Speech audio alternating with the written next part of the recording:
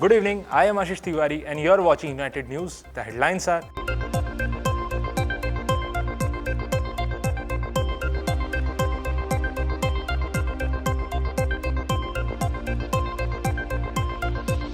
BRICS voting in second phase begins in Jammu and Kashmir Assembly elections. The Supreme Court on Tuesday condemned the expansion of the non-resident Indian quota in Punjab's medical college, calling it a fraud.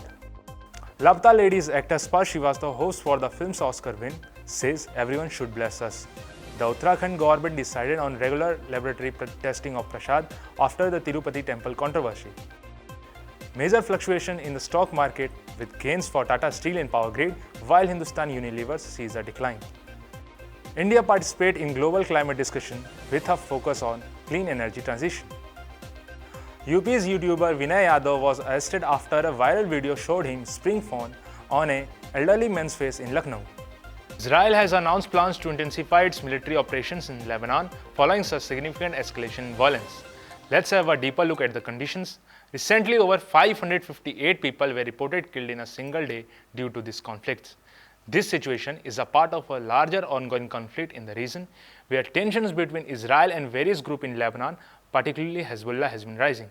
Israel's government believes that increasing military pressure is necessary to ensure its security and respond to attack. The escalation has led to widespread destruction and a humanitarian crisis, with many civilians caught in the crossfire. Aid organizations are expressing concern over the growing number of casualties and the urgent need for assistance.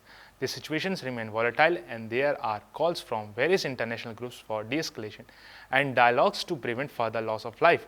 That's all for today. Keep watching United News.